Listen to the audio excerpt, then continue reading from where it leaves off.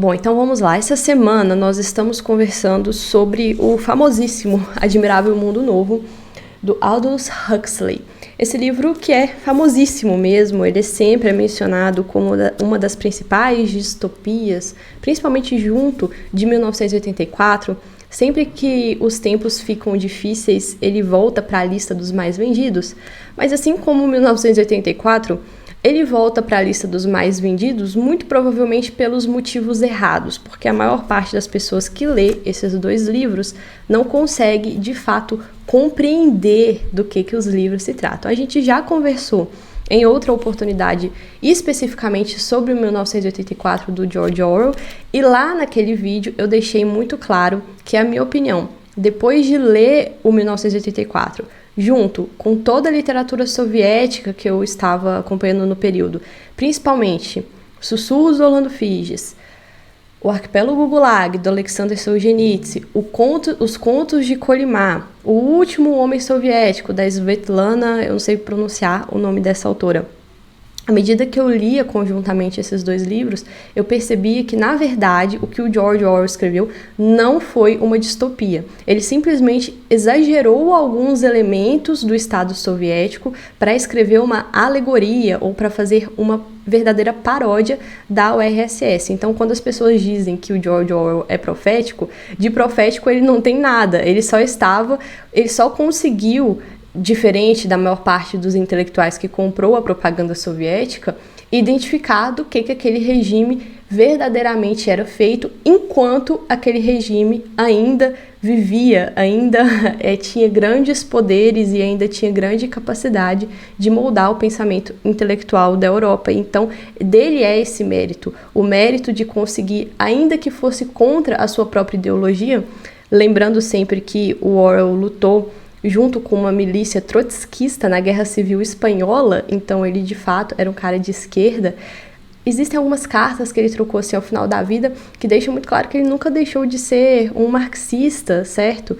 Então, para mim, na minha opinião, o 1984 não é uma distopia. Mas enfim, o Admirável Mundo Novo, diferente do 1984, pode ser sim uma distopia, mas o que o Huxley conseguiu fazer foi pegar os elementos das teorias que ele via circular na elite da qual ele fazia parte. Ele fazia parte de uma elite muito seleta, certo? A família dele fazia parte dessa elite muito seleta. Então ele conseguiu identificar as teorias vigentes que circulavam por essa elite e ele conseguiu projetar a forma que essas teorias teriam as suas consequências dentro dessa sociedade. Então, ele de fato conseguiu prever quais as principais linhas de pensamento vingariam, e é sobre isso que nós vamos conversar hoje. Vamos conversar também sobre a história do livro. Então, vocês já estão acostumados a pegar o seu vinho, a pegar o seu café, a sua água. Hoje eu tô tomando um cafezinho mesmo e bora lá. Bom, então como eu adiantei aqui na abertura, O Admirável Mundo Novo é uma distopia que acabou ficando muito famosa porque, de fato, conseguiu prever grande parte do caminho que as democracias liberais estão traçando. Ou seja, na história que o Huxley cria, muitos dos elementos nós já conseguimos identificar na sociedade atual. O livro está para fazer aí 100 anos do seu lançamento, então assim, é de fato um pouco surpreendente que o Huxley tenha conseguido projetar as consequências dessas teorias que ele conhecia lá nesse círculo de intelectuais do qual ele fazia parte, na sociedade. Porque eu acho impressionante, porque o que a gente percebe é que a maior parte dessas pessoas que fazem esse tipo de teoria, muitas vezes não consegue visualizar as consequências práticas dessas teorias. Então eles projetam uma sociedade muito bonita na cabeça deles, projeta ali determinado tipo de engenharia social ou de determinada filosofia moral, tenta desenhar algum tipo de ética, sem de fato pensar quais seriam as consequências dessa filosofia ética na vida de cada uma dessas pessoas que no final da linha absorve essa filosofia. E bom, o Huxley está contando pra gente aqui qual que é a consequência final desse tipo de sociedade que começou a ser criada ali no início do século XX. A história é mais ou menos assim, existem um monte de revisões aí no YouTube que contam a história melhor do que eu, mas eu vou contar aqui do meu jeitinho. Existe uma sociedade em um futuro longínquo onde todas as peças foram remodeladas de forma a se encaixarem dentro de uma engenharia social perfeita que visa promover a felicidade de todos os seres humanos, às custas de abandonar qualquer tipo de limite moral ou ético. O primeiro exemplo é o exemplo de como as crianças nascem. As crianças não nascem mais através do método natural. Elas são literalmente criadas em laboratório e separadas em castas. Então existe uma hierarquia muito bem definida e dentro de cada casta as crianças estão designadas para tarefas diferentes. Então, a depender da tarefa que essa criança vai seguir, ela é condicionada desde o laboratório a determinados tipos de estímulos que a levarão a aceitar essa tarefa de uma forma pacífica e mais do que pacífica. Elas aceitarão essa tarefa de forma feliz. Esse condicionamento que é feito desde o útero, não existe útero, né? Desde a proveta, ele, no final da linha, acaba levando a criança e futuramente ao adulto a se conformar com a posição que ela está. E ao se conformar com a posição que ela está, ela acaba pensando, nossa, eu sou muito feliz de estar aqui, porque caso eu estivesse em uma casta diferente, eu provavelmente não conseguiria e tudo. Isso é feito, além de inserir, por exemplo, além de tirar um pouco do oxigênio fornecido para o embrião de uma casta inferior, ou virar o embrião de cabeça para baixo, caso esse embrião fosse piloto de avião ou algo parecido. Quando as crianças são pequenas, elas são sujeitas a repetições de ideias massivamente durante o sono. Isso era um tipo de ciência que estava aparecendo na época que o Huxley escreve, que ficou muito mais famosa pelo condicionamento de Pavlov. Digitam aí no Google condicionamento de Pavlov, quem não conhece. Então, esse tipo de experimento estava sendo conduzido com animais e é claro que já se pensava nas consequências disso para o comportamento humano. Essa é a primeira tese que o Huxley consegue colocar dentro do livro dele, que foi de fato algo que foi aplicado na sociedade a partir de então, e hoje a gente vê as consequências. Então, dentro dessa sociedade muito bem pensada, o objetivo final é que todo mundo fosse feliz, conformado dentro das suas missões, conformados dentro das suas posições dentro dessa sociedade. E a felicidade, ela era garantida tanto por esse condicionamento, quanto pelo consumo diário de uma droga sem nenhum efeito colateral, que é uma droga psicológica chamada soma. Então as pessoas tomam essa soma sempre que começam a pensar, a começarem a ficar ansiosas, a pensar que será que o mundo é isso aqui mesmo e tudo. E depois que toma essa droga, as coisas voltam ao normal, ou seja, ao normal dentro daquela sociedade. Então, a partir daí, o romance se desenvolve a partir da perspectiva de um psicólogo que trabalha dentro de uma das castas superiores, mas esse cara é um pouco diferente, ele não foi condicionado muito bem, então ele fica se questionando se realmente a vida é aquilo ali mesmo. Ele tem um amigo dentro de uma outra casta superior, que é o responsável por produzir o cinema e a literatura, que é um amigo um pouco diferenciado também, embora de uma forma diferente dele. Eles trocam ideias nesse sentido, de que, cara, parece que tá faltando alguma coisa. Bom, esse psicólogo, na verdade, resolve visitar uma reserva de selvagens. Essa reserva de selvagens é uma área separada no globo onde não existe essa engenharia social, porque os custos não compensam criar essa engenharia social ali, então deixam os índios viverem da forma que eles queiram viver, assim, de uma forma bárbara, né? Sempre dentro dessa ética utilitarista, sempre pensando que desde que isso seja benéfico para um número maior de pessoas, desde que isso gere a felicidade para um número maior de pessoas, eu posso violar qualquer tipo de moral e ética, inclusive posso violar a liberdade e o corpo físico do indivíduo para promover esse bem-estar geral das pessoas. Então, como não valia a pena criar uma sociedade nessa reserva, deixem os selvagens lá com seus costumes tribais e etc. Só que dentro dessa reserva aconteceu alguma coisa que colocou lá dentro pessoas que estão em uma transição entre esse admirável mundo novo e esse mundo antigo, esse mundo bárbaro. Então, essas duas pessoas que estão lá dentro, uma que sai do mundo antigo e cai lá por acidente, e outra que nasce lá, dessa pessoa que caiu lá por acidente, e que acaba pegando uns resquícios, assim, dessa nova Londres, Essas pessoas são chaves no romance porque elas voltam para Londres e aí elas são confrontadas a essa sociedade supostamente maravilhosa, a essa sociedade mega feliz, e é assim que o romance se desenvolve. Sobre o livro especificamente, bom, eu particularmente não achei um romance muito bem desenvolvido, eu achei bem atropelado mesmo, talvez fosse a intenção do autor deixar bem atropelado mesmo, para que a gente fique com essa sensação de que, peraí, onde que foi parar? Mas não, eu achei que foi mal desenvolvido mesmo, o desenvolvimento psicológico dos personagens é um pouco complicado, não tem uma gradação, assim, a gente não entende muito bem de onde que veio aquilo, ao mesmo tempo que eles estão em Londres, você pisca, eles já estão na reserva, você pisca, eles já voltaram para Londres, e eu queria saber um pouco mais sobre essa reserva, eu queria saber um pouco mais sobre determinada condição desse admirável mundo novo e isso não é nos dado. A ideia é muito boa, mas o desenvolvimento do romance não é muito bom. É por isso que eu não vou dar grandes spoilers, porque não saber o que acontece é uma das coisas que vai te prender ao livro.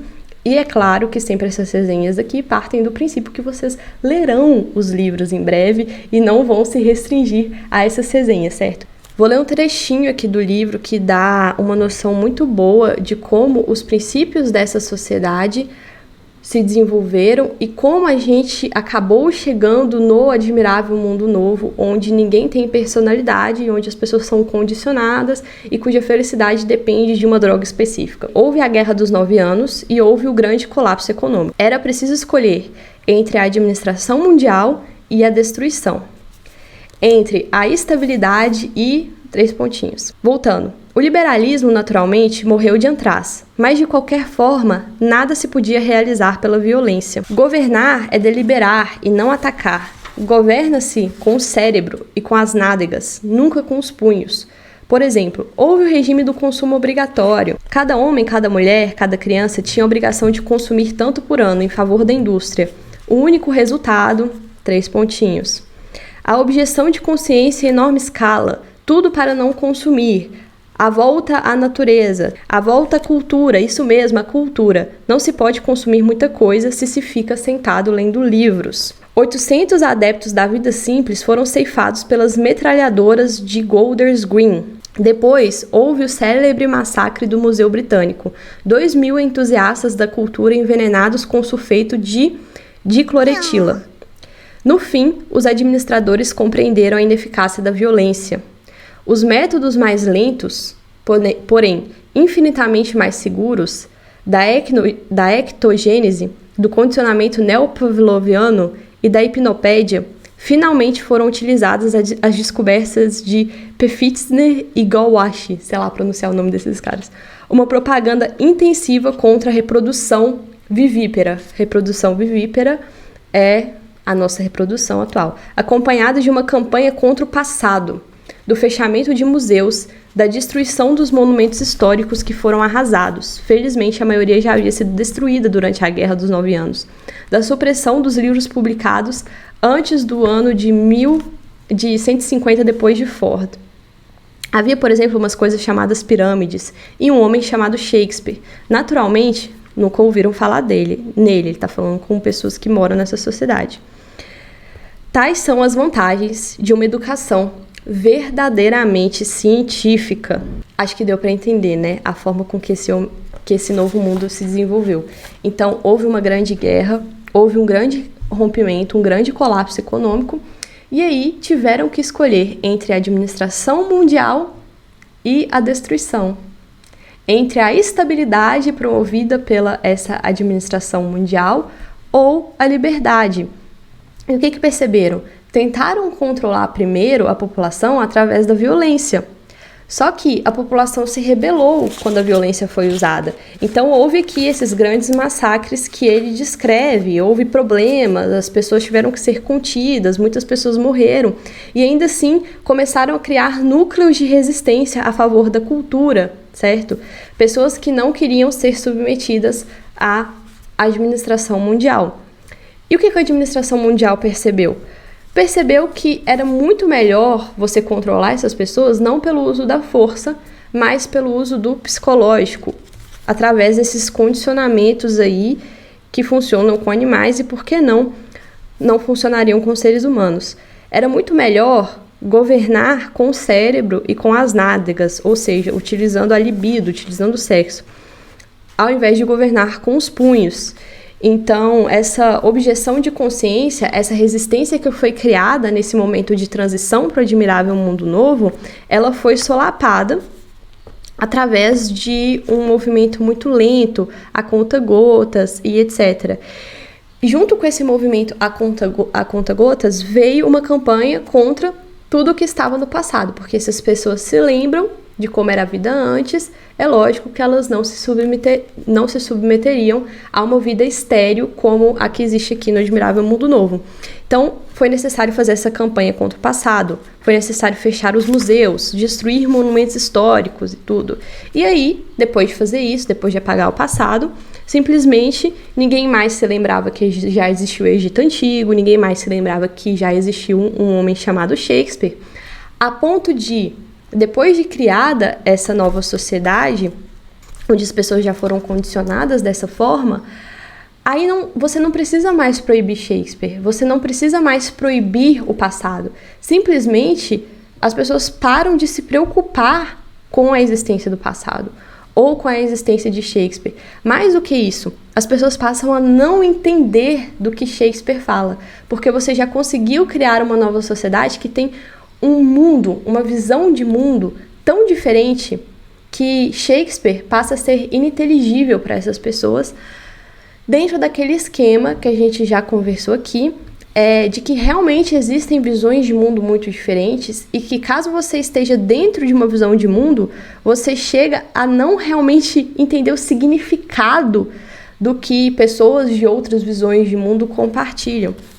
E por que eu tô falando isso? Porque esse amigo desse psicólogo, que chama Bernard Marx, então até todos os nomezinhos assim fazem referência a algum tipo de filósofo, tá? Que tem influência dentro das teses que estão sendo colocadas em prática aqui no Admirável Mundo Novo. Quem fala muito sobre esses filósofos e faz essas ligações de nome é o Guilherme Freire, na revisão do Admirável Mundo Novo que ele tem aqui pro YouTube. Então, confiram lá, caso vocês tenham essas curiosidades desses easter eggs que o Huxley coloca aqui. O amigo desse Bernard Marx, que é um cara diferente, que é um cara que pensa fora da caixinha dessa sociedade, por pensar fora da caixinha dessa sociedade, ele inclusive acaba sendo exilado, não pela força, veja bem, aqui não precisa ser usada a força. As coisas meio que andam assim de uma forma natural, entre aspas. Quando ele escuta Shakespeare, quando ele escuta Romeu e Julieta, ele acha engraçado. Assim como as pessoas que não entendem a Bíblia, acham a Bíblia engraçada. Nossa, que engraçado. Realmente as pessoas acreditam que isso aconteceu dessa forma. Ele ri quando ele lê Shakespeare, ele não entende Shakespeare. Então, assim, ele não chega a entender o significado daquela tragédia. E esse grande administrador explica o porquê que essas pessoas não conseguem entender essa tragédia. Olha só, o nosso mundo não é o mesmo mundo de Otelo. Não se pode fazer um calhambeque sem aço, e não se pode fazer uma tragédia sem estabilidade social. O mundo agora é estável. As pessoas são felizes, têm o que desejam e nunca desejam o que não podem ter. Sentem-se bem, estão em segurança, nunca adoecem, não têm medo da morte. Vivem na ditosa ignorância da paixão e da velhice. Não se acham sobrecarregados de pais e mães. Não têm esposas, nem filhos, nem amantes por quem possam sofrer emoções violentas. São condicionadas de tal modo que praticamente não podem deixar de se portar como devem. E se por acaso alguma coisa andar mal, há o soma, que é a droga que eu expliquei para vocês. Que o Senhor atira pela janela em nome da liberdade, Senhor selvagem. Da liberdade. Rio. Espera que os deltas, que é uma classe inferior, saibam que é liberdade. E agora quer que eles compreendam Otelo, meu caro jovem. Nem se esses caras nascessem de novo, eles compreenderiam o que é Otelo. Elas estão inseridas dentro de uma visão de mundo, dentro de um mundo tão diferente do selvagem, no caso, que elas sequer compreendem do que é feita uma tragédia. Elas jamais conseguiriam ler uma tragédia. E continuando, aí aqui está o ponto principal do Admirável Mundo Novo, que é o ponto onde a gente consegue distinguir os dois tipos de sociedade que podem ser construídas a partir de autoritarismos e totalitarismos específicos. A gente tem a sociedade de 1984, que é uma sociedade controlada pela força, e a gente tem o Admirável Mundo Novo, que é uma sociedade controlada pela felicidade. O administrador explica, olha, a felicidade é uma soberana exigente, sobretudo a felicidade dos outros. Uma soberana muito mais exigente do que a verdade, quando não se está condicionado para aceitá-la sem restrições. Enfim, o dever é o dever. Não podemos consultar as nossas preferências pessoais. Eu me interesso pela verdade, eu gosto da ciência, mas a verdade é uma ameaça. A ciência, a verdadeira ciência, o método científico, que é o questionamento, é um perigo público. Ela é tão perigosa hoje quanto foi benfazeja no passado. Deus deu-nos o equilíbrio mais estável que a história registra. O da China era, em comparação, irremediavelmente inseguro. Os próprios matriarcados primitivos não eram tão estáveis quanto nós. Graças, repito, à ciência. Mas não podemos permitir que ela desfaça a boa obra que realizou. Por isso, limitamos com tanto cuidado o círculo das pesquisas. Por isso estive a ponto de ser mandado para uma ilha. Nós permitimos apenas que ela se ocupe dos problemas mais imediatos do momento. Todas as demais pesquisas são ativamente desestimuladas. Segundo parece, imaginavam no passado que se podia permitir que a ciência continuasse, que o progresso continuasse indefinidamente, sem consideração a qualquer outra coisa. O saber era o mais alto bem, a verdade o valor supremo, tudo mais era secundário e subordinado. É certo que as coisas já estavam então começando a mudar. Mas, aí ele faz referência aqui ao Ford, que é o deus dessa nova sociedade. Então, o nosso Ford fez muito para diminuir a importância da verdade e da beleza, em favor do conforto e da felicidade. A produção em massa exigia essa transferência. A felicidade universal mantém as engrenagens em funcionamento regular. A verdade e a beleza são incapazes de fazê-lo. E é claro que cada vez que as massas tomavam o poder público, era a felicidade, mais do que a verdade e beleza, o que importava. Não obstante, apesar de tudo, a pesquisa científica irrestrita ainda era permitida. Continuava-se a falar na verdade e na beleza como se fossem os bens supremos, até a época da Guerra dos 9 Anos. Ela fez com que mudassem de tom. Posso garantir-lhes que valor podem ter a verdade, a beleza e o conhecimento quando as bombas de cabúnculo estouram em torno de nós. Foi então que a ciência começou a ser controlada, depois da Guerra dos 9 Anos. Nesse ponto, as pessoas estavam dispostas a deixar controlar até os seus apetites. Qualquer sacrifício em troca de uma vida sossegada. Desde então, nós temos continuado a controlar. Isso não foi muito bom para a verdade, sem dúvida, mas foi excelente para a felicidade. É impossível obter alguma coisa por nada. A felicidade tem que ser paga. O senhor tem que pagar, Sr. Watson. Tem que pagar porque se interessa demais pela beleza. Eu me interessava demais pela verdade e também paguei. Olha só, esse trecho aqui está resumindo de uma forma muito interessante o livro que nós estamos discutindo na Twitch esse mês, que é As Raízes do Romantismo, do Isaiah Berlin, e o papel do iluminismo nesse contexto da modernidade. Nós já discutimos que, apesar desse movimento iluminista ser bastante controverso, apesar de muitas pessoas atribuírem ao iluminismo a raiz de todo bem ou a raiz de todo mal, e se dividirem em tribos e brigarem, dizendo que a Revolução Francesa e tudo que veio depois dela é a causa da nossa ruína, ou a Revolução Francesa e tudo que veio depois dela é a origem de todas as benesses, o Berlin distingue nesse livro aqui que o iluminismo por si só, ele ainda não desprezava a verdade, ele ainda não desprezava a beleza, ele ainda não desprezava os valores morais universais. Ele só substituiu os valores universais antigos pela verdade científica, pelo conhecimento, pela razão e pelo método científico. Se isso é um problema ou não, isso é um assunto para outro vídeo. Mas o iluminismo, por si só, ainda não foi o responsável por dispensar a verdade.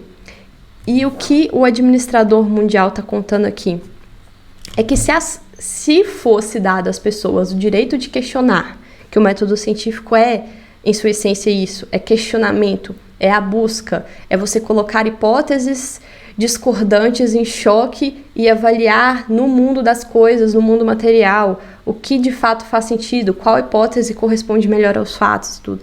Se deixassem as pessoas fazer isso ad infinito, as coisas não dariam muito certo, porque elas acabariam se libertando de uma forma ou de outra.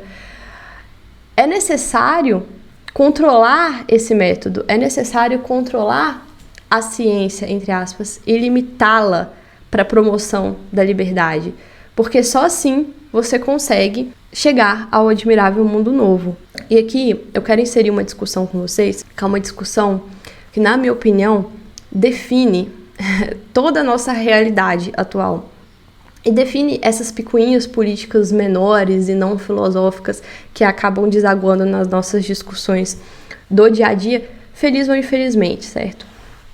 Lá naquela rede social chamada Twitter, começou a circular um vídeo do Talibã, especificamente, dizendo, o Talibã foi questionado sobre o respeito à liberdade de expressão. Vocês agora pretendem respeitar a liberdade de expressão? Eles responderam assim, vocês têm que perguntar para isso para suas empresas lá do Vale do Silício, as suas queridinhas empresas ocidentais que dizem respeitar a liberdade de expressão e no final das contas estão censurando quem pensa em discordância com as suas diretrizes. O Talibã disse isso. E foi iniciada uma discussão sobre os limites da censura, os limites da liberdade de expressão, se poderia dizer que empresas privadas promovem censura, ou se censura só pode existir dentro de um contexto de Estado censurando alguém. É claro que essa discussão é aplicável a países civilizados, não aplicável a países bárbaros, como no Brasil especificamente, onde a censura é estatal mesmo, é censura à moda antiga, que a gente caminha para 1984 sem qualquer discussão. A gente está falando aqui de países civilizados, tá? Estamos discutindo sobre países civilizados. E lá naquela discussão, nessa discussão entre censura privada ou censura estatal, uma pessoa comentou assim, olha, é o seguinte, a única diferença da censura promovida pelo Talibã, que é uma censura física, que eles eliminam opositores fisicamente, para a censura promovida pelo Facebook em conluio com o Estado, porque é claro que o Facebook é financiado com dinheiro público e etc. Essa discussão assim dos limites do que seria uma empresa privada ou não, essas oligarquias que circulam no mundo em conluio com o Estado, certo? A única diferença do Talibã para essa empresa é que na sociedade onde essa empresa opera, vulgo os Estados Unidos, para você censurar alguém, você não precisa mais acabar com a vida dela. Basta que você exclua de toda a discussão da rede social, porque a discussão pública hoje, nesses países civilizados, é feito online. As pessoas passam mais tempo online, mais tempo na frente de uma televisão, do que elas passam conversando pessoalmente com outras pessoas. No Afeganistão, não. No Afeganistão, ainda existe a discussão política física, as pessoas ainda vão para a praça, para o bar, para o boteco, para discutir as coisas, enquanto nos países civilizados não. Então essa seria a única diferença. Essa é a diferença essencial entre 1984 e o Admirável Mundo Novo. Lá no Afeganistão, você ainda precisa mandar prender os caras de madrugada, lá no Afeganistão, veja bem, prender os caras de madrugada sem nenhum tipo de processo penal e de forma ditatorial. Já nos países civilizados você não precisa fazer mais isso, você pode controlar as pessoas não pelo uso da força, mas pelo uso desses outros instrumentos mais sutis e que no final tem o mesmo efeito. Então, o comentário final é: agradeça por morar em um país onde você não vai ser eliminado fisicamente, mas veja bem, dizer que você tem liberdade já é outros 500, já é outra discussão. E dentro dessa discussão, aí eu já quero pegar um segundo gancho para a gente desenvolver aí os nossos estudos e as nossas pesquisas, provavelmente mais para frente, que é um gancho que tem em 2 vídeos icônicos que circulam por essa rede social.